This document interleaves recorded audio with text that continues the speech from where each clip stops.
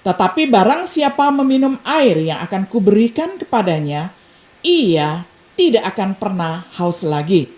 Jika ada yang haus, biarkan dia datang kepadaku dan minum.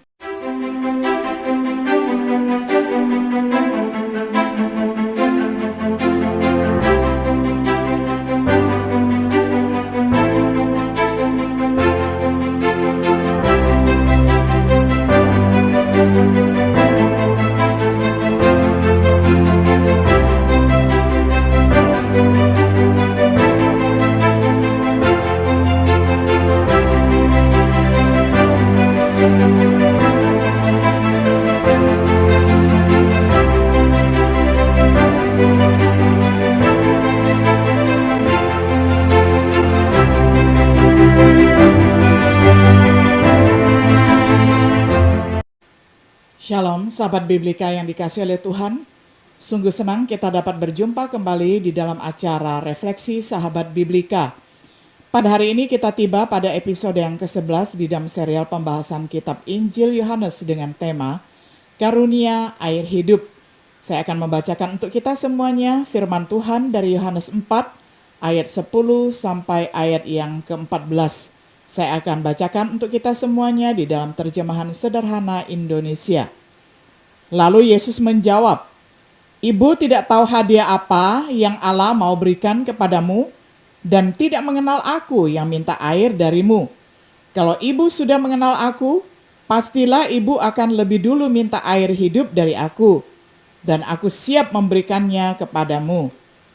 Lalu perempuan itu berkata, "Bapak tidak punya timba dan juga sumur ini sangat dalam. Bagaimana mungkin Bapak bisa memberikan air hidup itu kepada saya?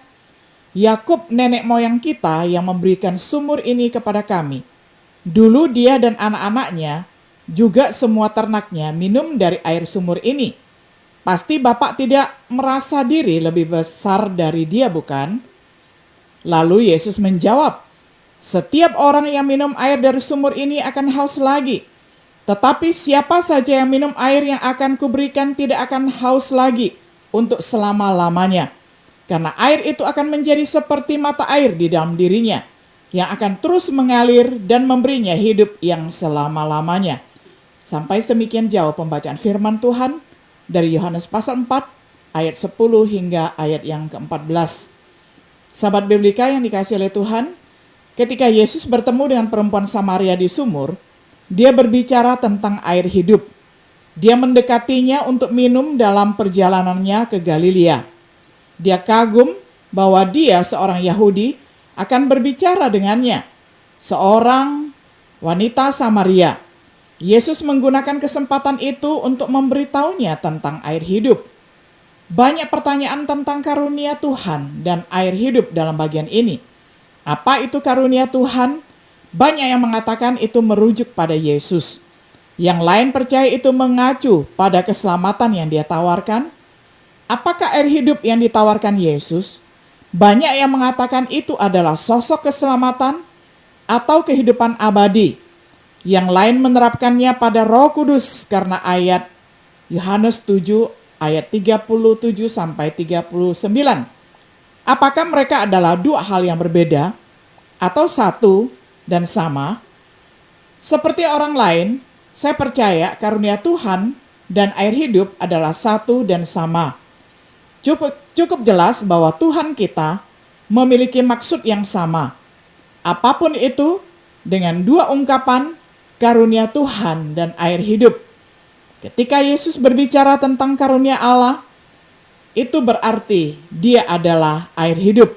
Meskipun saya dapat menghargai mengapa banyak orang percaya karunia Tuhan adalah Yesus. Matthew Henry cenderung berpikir bahwa air hidup dalam bagian ini mungkin merujuk kepada Roh Kudus. Dengan air hidup ini berarti roh. Sedangkan Paul melihat dari Yohanes 7 ayat 37 sampai 39, sudah jelas bahwa juru selamat kita di sini oleh air hidup yang dia bicarakan dipahami sebagai Roh Kudus. Bahwa air hidup di dalam Yohanes 4 ayat 10 sampai 14 mungkin merupakan singgungan terhadap karunia Roh Kudus yang datang dari sifat air hidup ini yang dijelaskan oleh Yesus baik di sini maupun di Yohanes pasal 7. Misalnya yang pertama, air hidup harus diminum, seperti yang dinyatakan oleh Yesus. Siapapun yang meminum air yang akan kuberikan kepadanya, tidak akan haus lagi. Yohanes 4 ayat 14.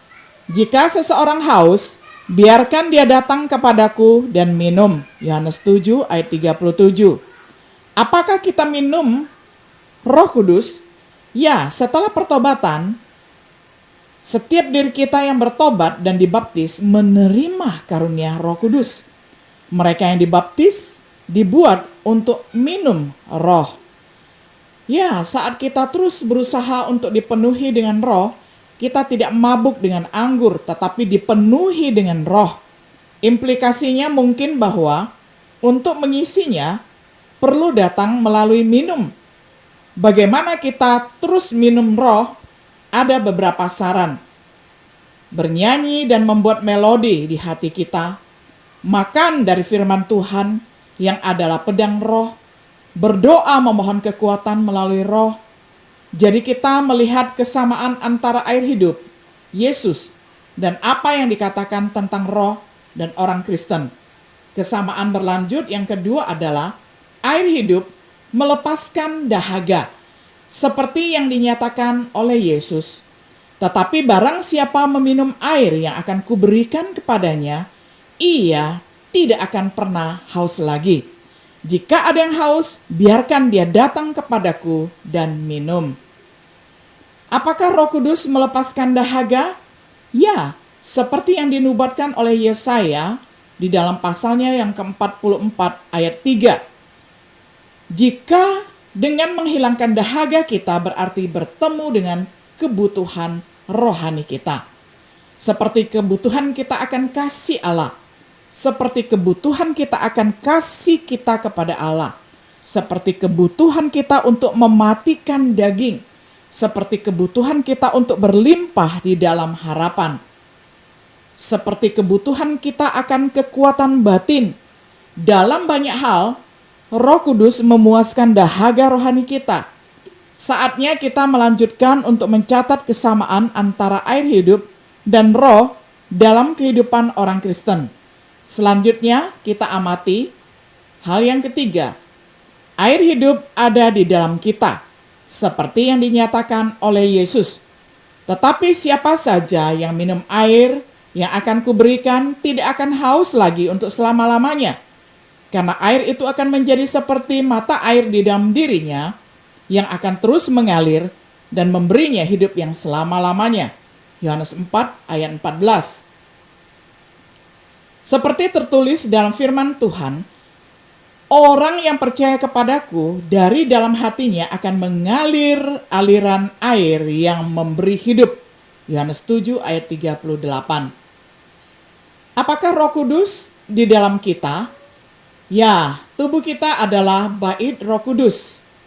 Karena Roh berdiam di dalam kita jika kita adalah milik Kristus. Bagaimana Roh Kudus mendiami orang Kristen mungkin merupakan suatu misteri. Tidak ada keraguan.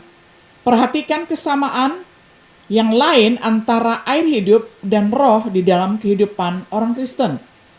Hal yang keempat, air hidup muncul seperti yang dinyatakan oleh Yesus. Bagaikan mata air yang memancar keluar, akan mengalir sungai-sungai air hidup. Apakah Roh Kudus membangun? Ya, dengan menggerakkan orang Kristen untuk berseru ya Bapa, ya Aba. Dengan membantu orang Kristen untuk berlimpah di dalam pengharapan. Dengan menghasilkan buah di dalam kehidupan orang Kristen.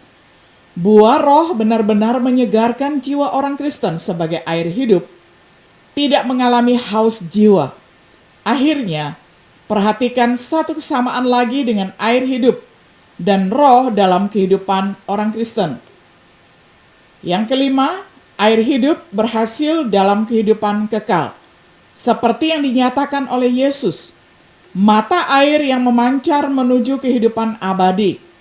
Air hidup bukanlah kehidupan abadi itu sendiri, melainkan menghasilkan hidup yang kekal. Apakah Roh Kudus menghasilkan hidup kekal? Ya, karena melalui Roh Kudus kita menantikan harapan kebenaran.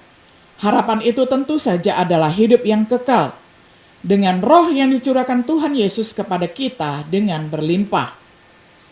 Kita diperbarui dan dibenarkan oleh kasih karunia Allah. Jadi ahli waris sesuai dengan harapan hidup yang kekal dan menabur dalam kehendak roh menuai hidup selamanya. Kesimpulan, sementara air hidup dalam Yohanes 4 ayat 10-14 mungkin berhubungan dengan keselamatan, saya percaya itu memiliki referensi khusus untuk karunia Roh Kudus di dalam kehidupan orang Kristen. Keselamatan melibatkan baik pembenaran dan pengudusan. Roh Kudus tentu memainkan peran di dalam keduanya, dan Roh Kudus diberikan kepada mereka yang menjadi Kristen. Ini tentu memiliki referensi seperti di dalam Yohanes 7 ayat 37-39.